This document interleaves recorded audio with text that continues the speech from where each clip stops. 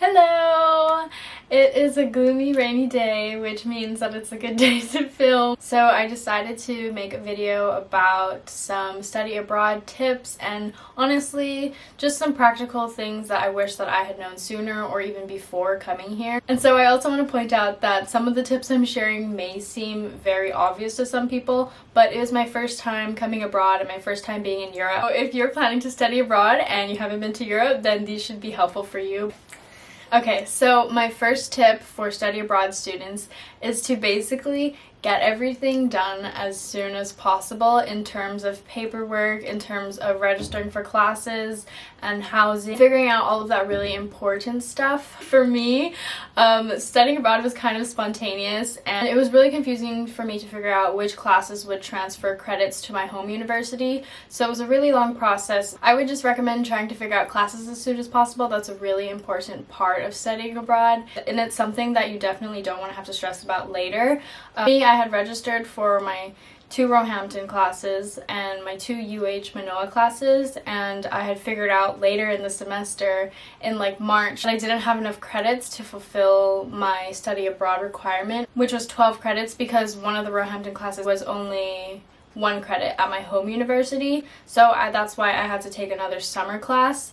But I wish that I had looked into that with more detail before so that I could have avoided having to take an extra class, and just also the added stress of like when I was here, like not really knowing what I could do. But I'm really glad that there was a solution. Basically, yeah, just try to plan that. Try to have the classes figured out as soon as possible. And also, if you have to get a visa, if you have to apply for housing or any of that, then just do it, anything as soon as possible, and don't be afraid to ask your advisors any questions or anything, because that's what they're there for. They're really just there to help.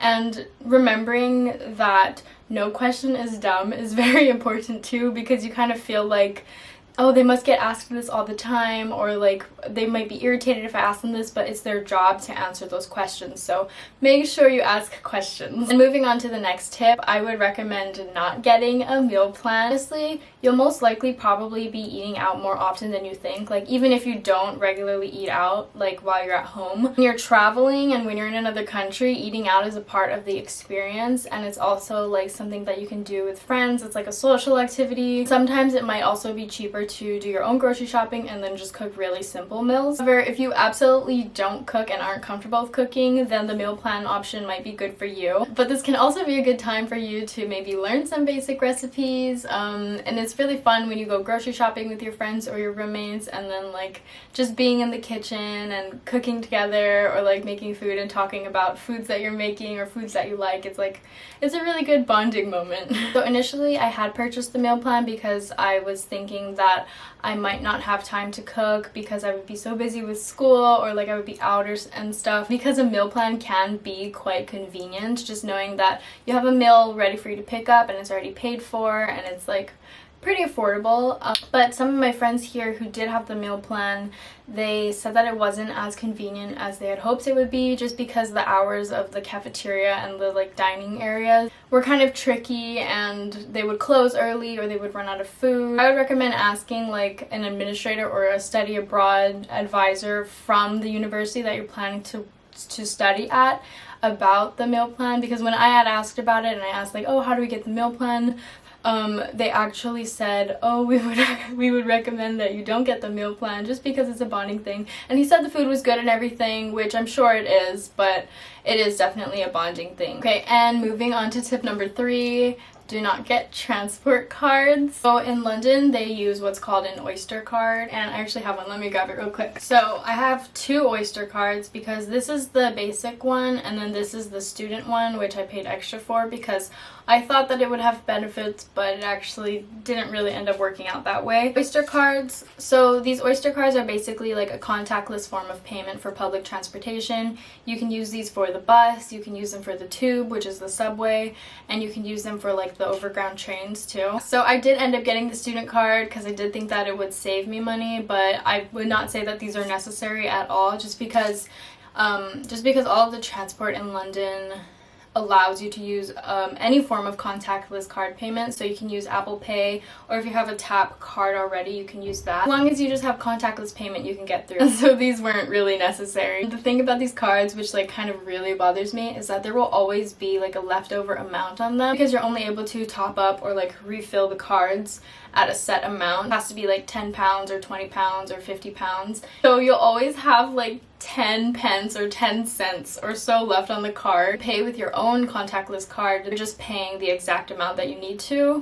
I would not say that these are necessary at all, because we have other forms of contactless payment now. Some of these tips are more general and some are more specific, but this one is going to be really general, and that is planning ahead. So in the beginning, when you first get here, it really helps to make a list of things that you want to do some research about the area, find out things that you would enjoy and things that interest you. And then throughout the time that you're here, you can do them. It's definitely not necessary, but I would say that it's really helpful because it just saves time and energy. And it also gives you something to look forward to. You know that at some point this is something that you wanted to do, so being able to like cross it off of your list or like actually go do it and experience it yourself is like really exciting. So yeah, having a list of things that you want to do is really helpful in planning ahead and just keeping you excited and motivated and reminding you that there's all these cool things to do in this new area. In terms of planning ahead, I also wanted to talk about like shopping, because I feel like it's really tempting to buy things while you're traveling. Also really important to keep in mind that at the end of your study abroad term, you'll either have to bring everything back home or find a new home for it and get rid of it. Bags that you brought were already really full and everything, and you might not have space going home. You might have to end up buying a new bag and then having to check in a new bag for all of the new things that you bought. Yeah, and then you also might have to look into where you can donate items and everything, which is just think about taking care of the things that you have and that you don't plan to bring home so that you can donate them, so that they're in good enough condition to continue to be used by someone else in the future. And then moving on from planning ahead, I have some money saving tips because I'm a frugal queen, and for me, I'd supported myself throughout the study abroad along with some scholarships and everything, so I was very cautious about my money, and I think these tips are just helpful in general because I think everyone can just appreciate saving money wherever you can. First thing is to check your bank's international fees. So I'm from Hawaii and I had a card with Bank of Hawaii and it was a Visa card. I'm not sure the exact fees, but I had to use my card the other day and it was like a $7 purchase and it had charged me 22 cents for international fees, which is honestly pretty high considering if you use your card for most purchases and you'll constantly have these recurring fees.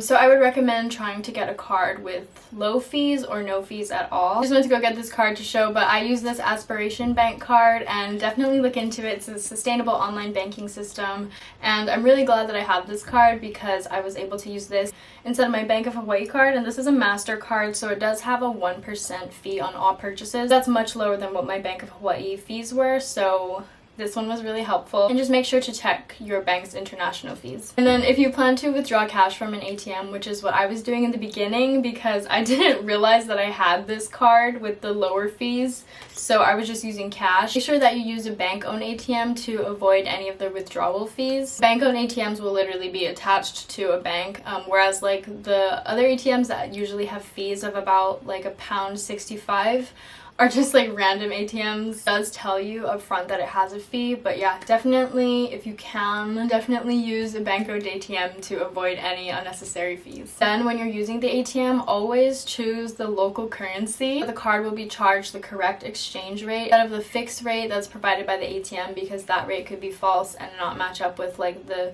current exchange rate. So yeah, check your bank's international fees and get a card with low or no fees if possible before traveling, and always use a bank-owned ATM and always choose the local currency. And my final tip is more of a reminder, but just don't forget how special and unique this experience is for yourself. It can be really easy to forget because you're completely surrounded by other study abroad students. So when you're in the environment of everyone else around you doing all of these crazy cool things, and like everyone else is traveling or everyone else is going to do this and that and stuff, you kind of feel like you're missing out or you're not doing it right. But this is your experience and that is their experience, and what's right for another person isn't always what's right for you. So just honor what brings you joy and what makes you happy, and remember that this is something that you've been working towards, and it's really amazing that you're here here and you brought yourself here. Remember that there was a version of you that once wanted this and now you're here. Something that I constantly had to and still have to remind myself of,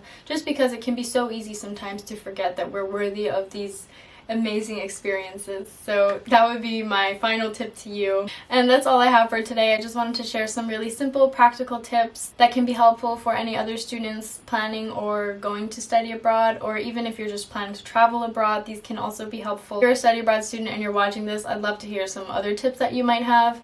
And if you're planning to study abroad or planning to go abroad, please let me know if you have any questions and I will try to be as helpful as possible. That concludes my tips. So I hope you found some of these helpful, and thank you so much for your time, and I hope you enjoyed. Bye!